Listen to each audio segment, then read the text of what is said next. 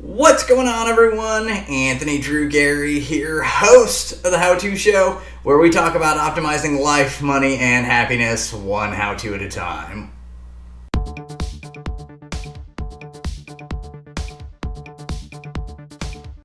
The cool thing about being a YouTuber is that I get to put together content from financial independence to money management to life optimization. And every once in a while, there's a topic that just sounds like a lot of fun and an opportunity presents itself. And so that's what we're doing today.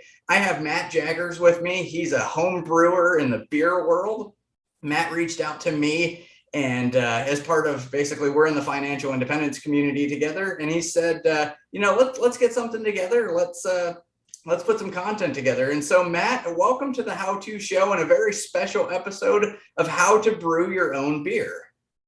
Thank you. I really appreciate the opportunity to come on and talk to you and spread my love of home brewing. Yeah, this is going to be fun. And so for the benefit of the audience, this is going to be a lot like a cooking show because Matt actually sent me some of his samples. And unfortunately for you, you're going to get to see how the sausage is made. I guess it's how the beer is made, and you're not going to get to try any. But if you follow Matt's step by step in this, and we'll link to Matt's YouTube channel so that you really can follow his step by step.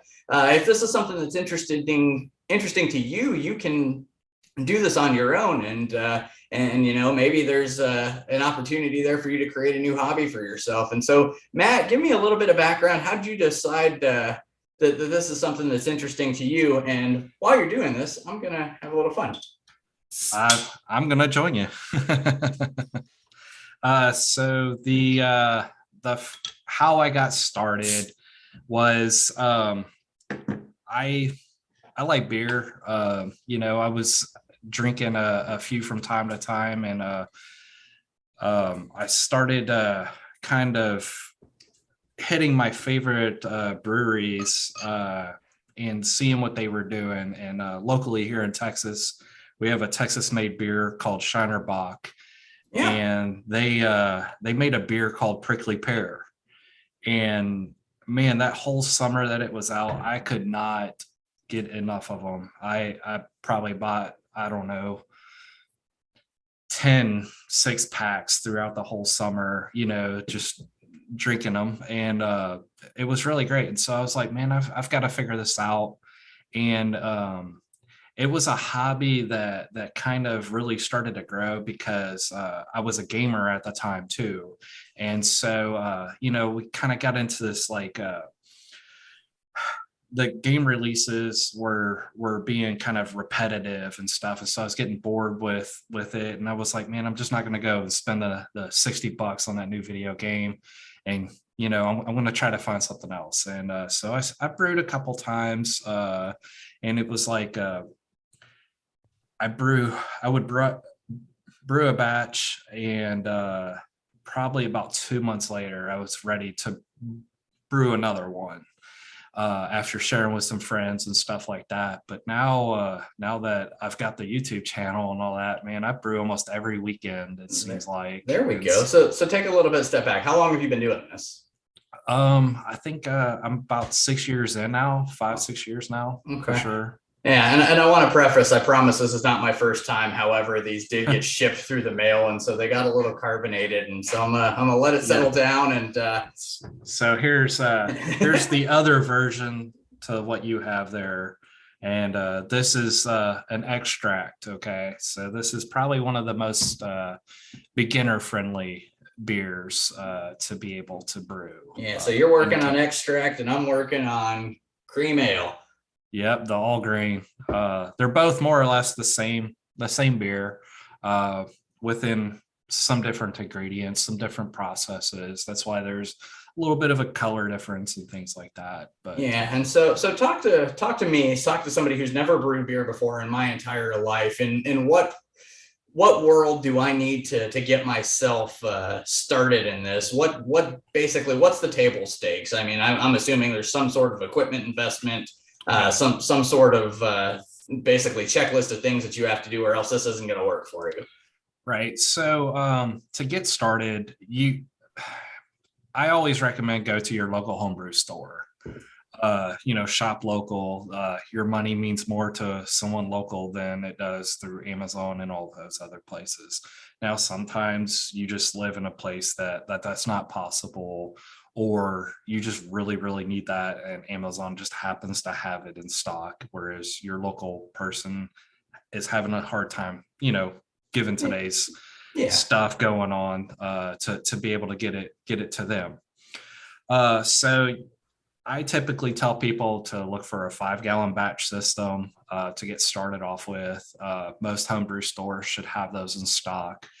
But you can go all the way down to 1 gallon starter kits. And, the smaller the kits are, the cheaper they are. But a 5-gallon batch will get you about 48 beers. Okay. That's a good reference point. Mm-hmm. So 2 cases. I think the couple times that I've done 1-gallon batches, I've gotten probably about 8 to 10 out of. It just kind of depends. And once you start fermenting and making beer, you'll see this stuff at the bottom called trub, the yeast cake or whatever. And so you don't want to get all that into your beer. But sorry. No problem at all. So initial investment, you're going to probably start out in this 5-gallon world. Couple $100. What are we looking at there? If you shop frugally, you can normally catch them on sale, during Black Fridays and stuff like that. I think when I bought mine, I think I got a whole kit, and this was everything to do the beer plus my first extract beer. Mm-hmm. I think it was like $120. Okay. And that just got me started. That got me the kettle that I needed, a spoon to stir, the kit, the fermenter, yeast, hops, all that I needed to make my first batch of beer, and then the equipment to continue to buy kits. And so those kits for 5 gallons, normally they run anywhere between, I think I've seen them as cheap as about $25 all the way up to like, $60-$70. Just great big bold beers with a bunch of hops or something of that nature. Yeah. So if we continue that sort of a thought there, it looks like you've found a way to source the equipment that you need. And then, obviously there's as many recipes on how to brew a beer as there are grains of sand at the beach. How do you get to figure out where you're getting that sort of the ingredients from? Are you getting those from your home brewer as well? Or are you doing research on the internet and picking it up off site? Yeah. So there's several different ways to do it. The first thing that I love about home brewing is, so when you get that starter equipment, you can continue to use that as you grow up in size and systems and stuff like that. So you kind of get a little bit of a cost benefit of being able to reuse a lot of the stuff. And this is a hobby that's like an ultimate, like, kind of Lego kit for adults, like you can upgrade to the end of the time in this hobby. There's always something new, always something shiny, always something special that catches your eyes, or something that changes the process a little bit, that makes it a little easier, whatever the case may be. Excuse me. Now, as far as like the recipes and stuff goes, I probably spent the first, 2.5 years or so actually buying ingredients kits to make a specific type of beer. And so probably the first, 5 brews or so, I just followed the directions word for word, went down the whole thing. And then after that, I started thinking, like, walking in the grocery store and saying, man, I wonder if that fruit would taste good with this beer kit that I got at home. And so I started playing with things like that. And so I got some prickly pears and I threw them in a Hefeweizen beer that I had. And man, it was some of my friends' favorite beer that I've ever brewed. And so I normally try to do a prickly pear beer at least once a year. Yeah, this sounds like a really cool opportunity to get your creativity juices flowing, especially if you're, I don't know what everybody does for a living out there, but I'm gonna pick on accountants for a minute. Accounting is a really really strict, monotonous, black and white job. And maybe this is an opportunity for you accountants to get a little creative with your after hours work. There's something that you can do to have fun here. Or chefs or whatever, like you can just keep expressing that culinary art there. And like I said, the good thing about this hobby though too is there's a lot of this kit and this base stuff that you can use for cooking. Like, you know, if you needed to cook a big pot of beans, but you didn't have a pot that's big enough, you can still use your brew kettle for that, you know. Yeah.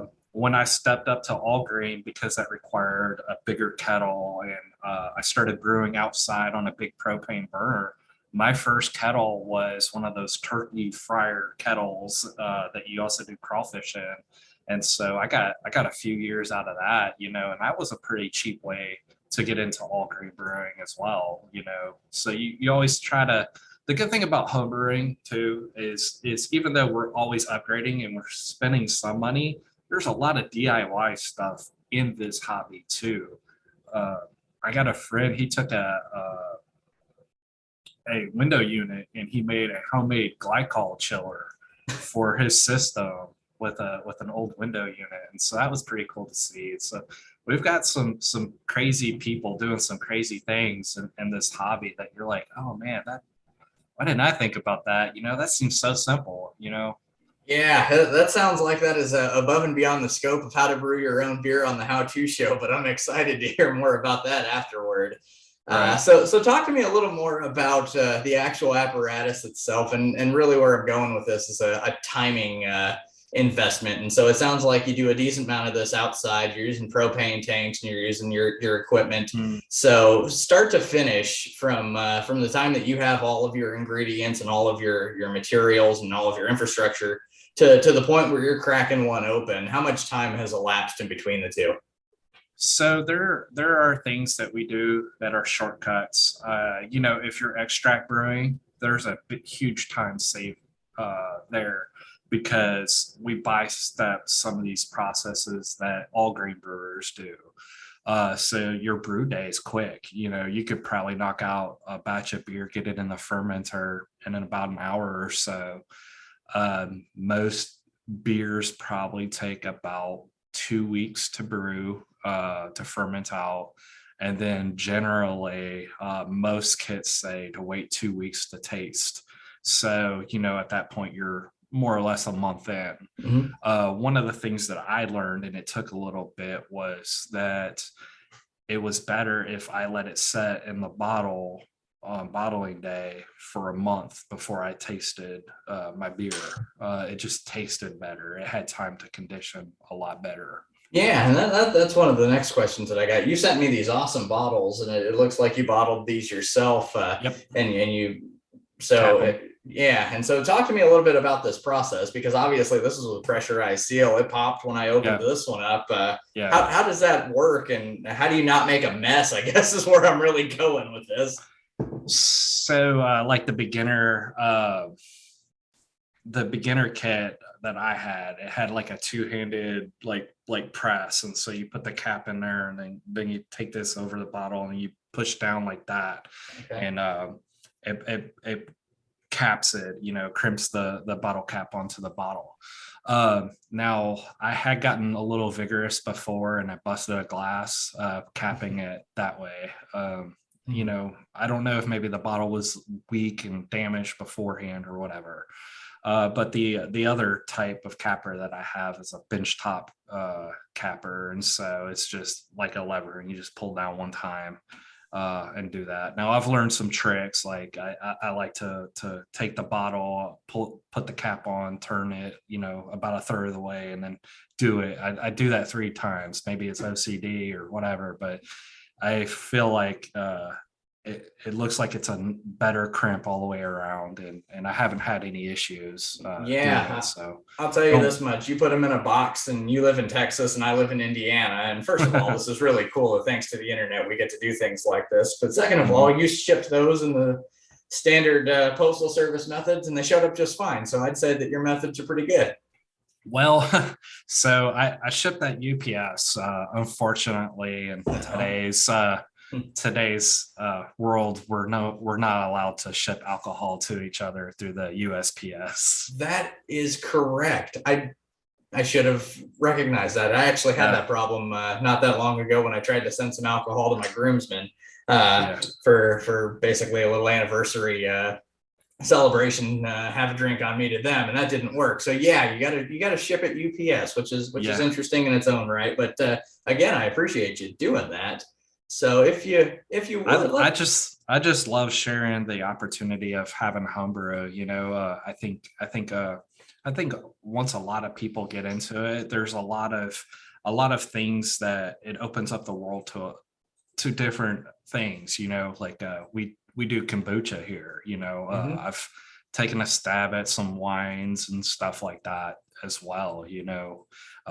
So it just kind of started us down a little bit more of a homesteady type path, and that's kind of what we live by here, is like we're on a homestead.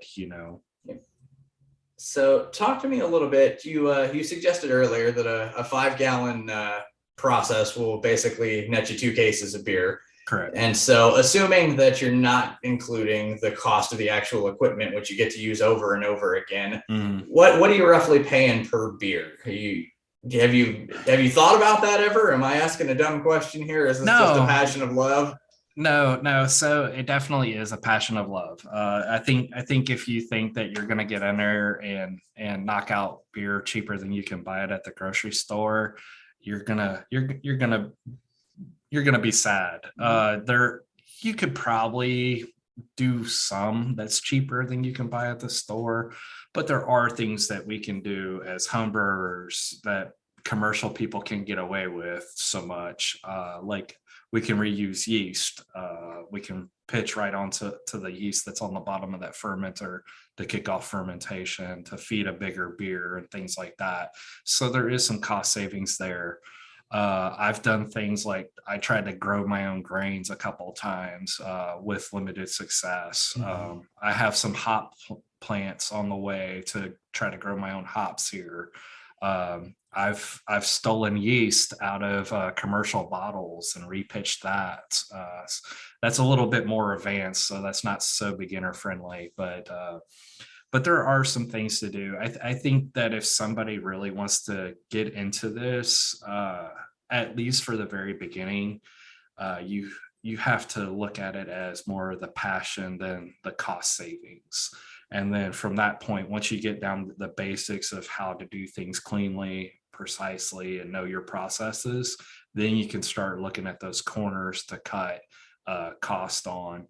I think probably the cheapest beer that I've produced here, grains, hops, everything, was probably about $22 for 2 cases of beer. It's a low ABV beer. It's a very light beer, probably something more in line with like Coors or Bud Light type of material, tastes better. That's fantastic. And yeah, I think that this jives right in. Again, we were introduced to one another thanks to the financial independence movement. And one of the tenets of that movement is to find out what you're passionate about and to spend on that while cutting out things in your life that maybe you're not so passionate about. And so, if you're passionate about home brewing, that's what life is all about. Yeah, donate McDonald's for a month. Spend that on your homebrew kit. Yeah, I think that sounds like a great trade-off to the majority of the country, man. Yeah. Yeah, and so from that standpoint, we're gonna link to some of your videos in the show notes so that people can actually watch you in action, because I think that's probably the more exciting version of this sort of a discussion. But I think that it was one worth having, and such a discussion that you can do things at home that you can get excitement from, and that other people can enjoy too, even if they're across the country. It works out well. I think that the last thing that I would really want to touch on, just from a logical point of view, what are we talking about in terms of space requirements? Obviously there's a lot that goes into this, and just I don't want anybody to suggest I tried to do this in my studio apartment in Upper Manhattan, because Matt and Anthony said it was a great idea, and the next thing we know that we've blown up some of Fifth Avenue. Right. So as long as you can trust yourself to boil water on a stovetop, and you probably have, I don't know, about 5 foot of room to put a fermenter, you ought to be okay.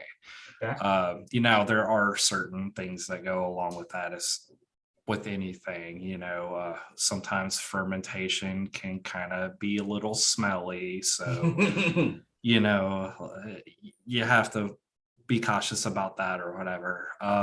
Now, I'm kind of a nut. And so, like, I'll have, I think I've probably had 7 fermenters going at one point in time. And so it gets a little tight in the hobby room. And my wife has her sewing on the other side of the brewery.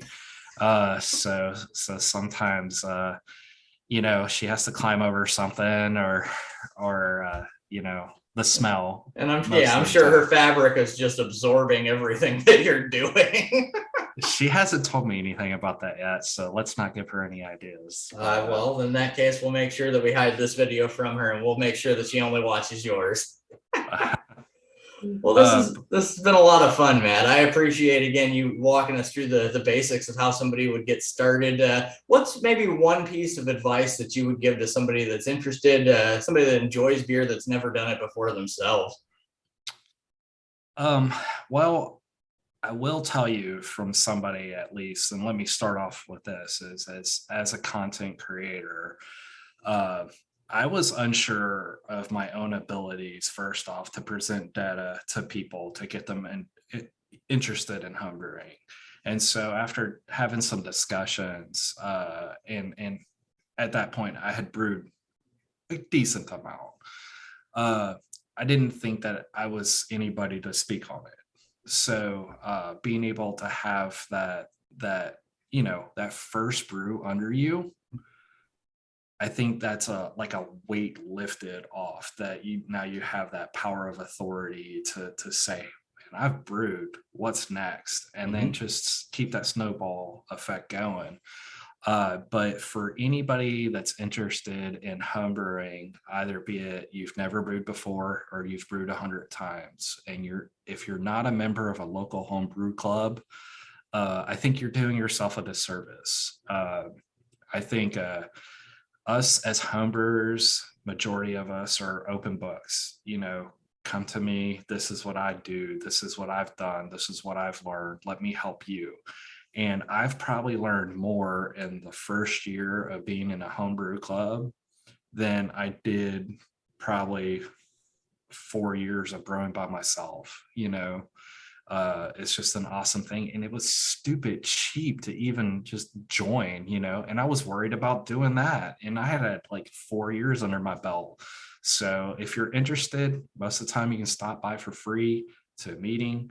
People will welcome you with open arms. Just see what they're about. And I guarantee you, probably after the second or third meeting, you'll probably become a member and you will have learned so much. Yeah, I think that's really good advice. And, I think that advice, it transcends homebrewing, in my opinion. You're talking about being able to learn from people who have done it and been there in the trenches. And you're talking about giving yourself permission to be bad at something new. And, ultimately, yeah, in both of those instances, you're going to grow and you're going to learn. And, whether this is home brewing, whether it's anything else that you're passionate about, the same rules apply. And so that's good to hear.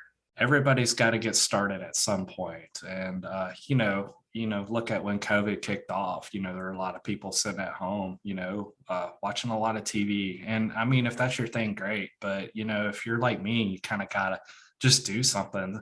Maybe a hobby like this would have been something that would have really stuck with you, or, opened up other opportunities for you to start a business or whatever, or a YouTube channel even. Yeah, and you can teach somebody something along the way. You can have fun doing it, and it's all good stuff.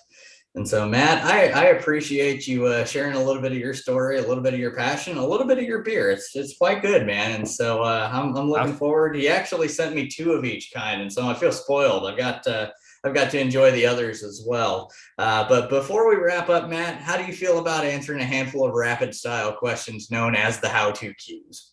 Let's do it. Fantastic, my man. What is the best book that you've read in the last 12 months? In the last 12 months, probably when I started rereading How to Brew by John Palmer. There we go. John Palmer. We'll give him a shout out. What is one podcast that you subscribe to? In the last 12 months or just in general? Open-ended on this one. Yours and a beautiful another homebrewer, the Homebrew Pub. Okay. By the way, folks, that's the best answer we've received on the how-to show so far. So he's got a feather in his cap for the rest of the day. All right. What is one app on your phone that you could not live without? Man, right now, I guess it would have to be the Bjcp style guidelines. Okay, that's an acronym that I need some help with. It's about brewing. It's the official brewers judging certificate program. It tells us about our styles and stuff like that. So because I'm jumping into more and more competitions, I'm constantly like, oh, what should it look like, taste like, smell like, etc. There you go. Very good. All right. This needs to stay outside of the world of home brewing for this next question. What is something you've spent $100 or less on that's brought value to your life recently? $100 or less.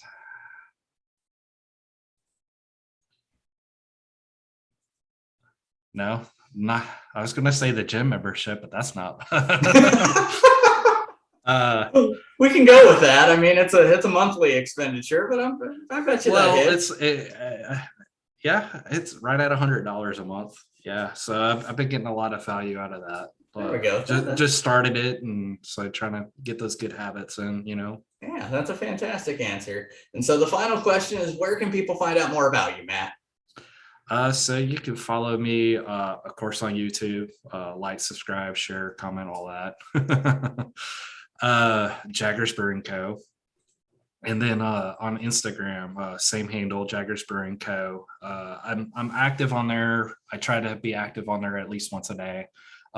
You get a lot of before the movies release and all that, some kind of behind the scenes. And if you look close enough, there's some Easter eggs going on in a couple places too. So it's kind of been fun to hide some of that stuff and some of the videos and whatnot. Well, fantastic. Check him out, folks. Jaggers Brewing Co. on both YouTube and Instagram. He's got good stuff. And if you really want to learn the step-by-step and how to get it done, he shows you step-by-step. And so, again, I'll link to that in the show notes. Matt, this has been a lot of fun. Thanks for joining me on this episode of The How To Show.